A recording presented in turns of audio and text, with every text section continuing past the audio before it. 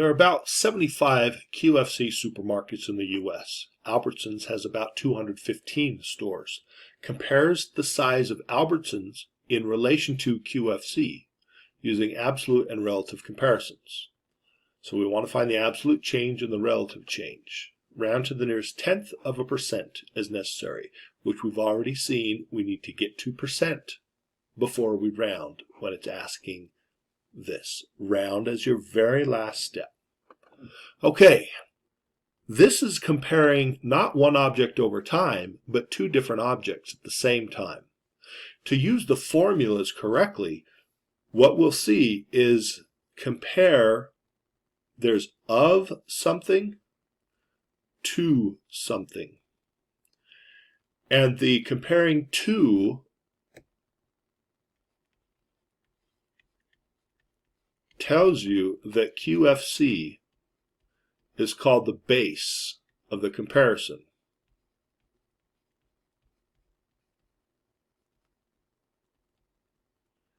And the base of the comparison will be the original value in your formulas. So the absolute change would be the absolute value of the new value. That's the Albertsons, 215 stores, minus the original value. That's the base of the comparison. That's the one that comes after the word to. Not the one after the of, but of Albertsons in relation to. Okay, so this one is the 75 stores.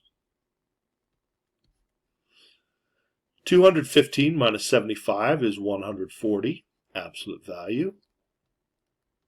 140 stores.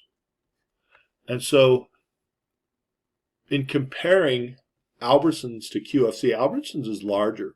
So we would say the absolute change, there are 140 more Albertsons than the QFCs. For the relative change, again, we can use the absolute change over the original value, which again is the base of the comparison, our QFC. The QFC is 75. And we multiply this by 100%. Notice the units go away in the relative change. That's why you always get a percentage answer for relative change, whereas the absolute change, the units are the like terms, and you still get the same units, okay, as the original. So what we get for the relative change, if we go to a calculator,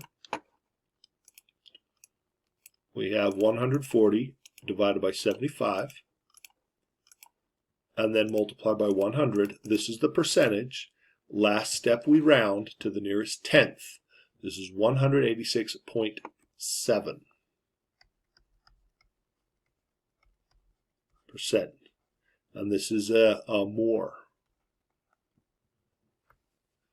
So there are 186.7% more Albertsons stores than QFC stores. So again, the word more and less you use rather than increase, decrease, because this is comparing two different objects, so one's more than the other or less than the other. All right, so what's important on these is to determine what the relation to is. That's the base of the comparison. That'll be your original value. Go ahead and pause the video and work on number 26 and 27. For number 26, the absolute change is 1,905 fewer associate's degrees at Utah State University, USU, and that is a 58.60% fewer associate's degrees awarded at USU than SLCC. Number 27, the first one is just more. Same number though, because subtraction, if you reverse the order of these numbers, you still subtract and the absolute value still gives you the same number.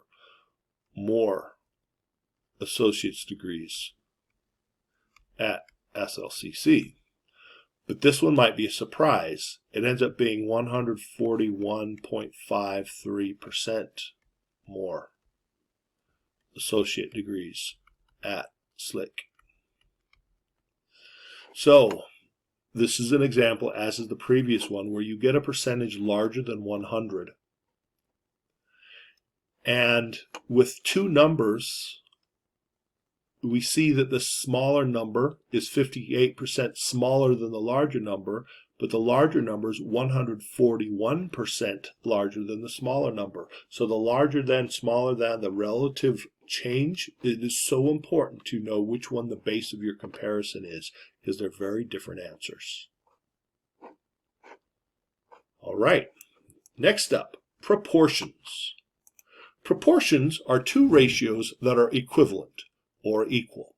They can be used in many different situations, like comparing sizes, cooking, calculating percentages, and more. In order for two ratios to be equivalent, the rates need to be the same. For example, Audrey walks 3 miles in 80 minutes.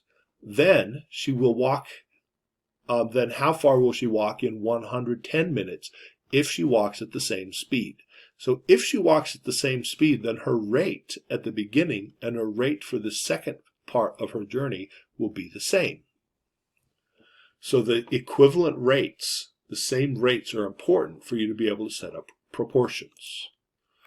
So a proportion, again, are two ratios that are equivalent. So if we do the proportion as miles over minutes, then our first one is 3 miles over 80 minutes.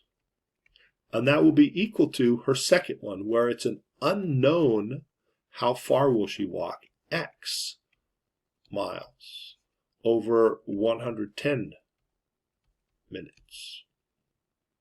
Now, how do we solve this proportion? One thing you can do is clear fractions. I'm not going to work with the lowest common denominator because it's not necessary. But if I multiply both sides by 80 minutes, that will reduce the left denominator, but it doesn't reduce the right denominator. It does reduce the minutes, that's nice.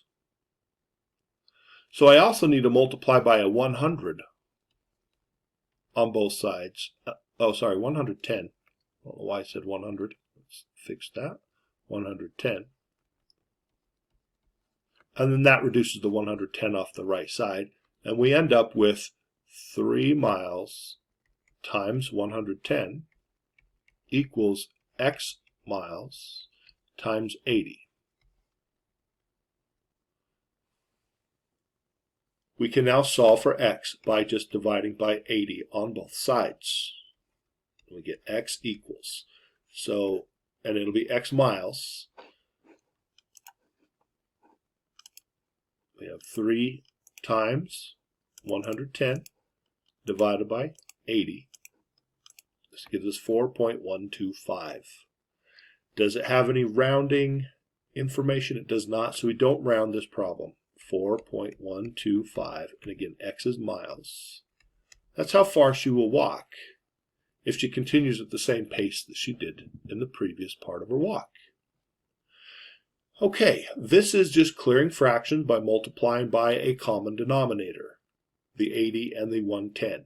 It's not the lowest common denominator. I believe 880 would be the LCD, but it's not necessary.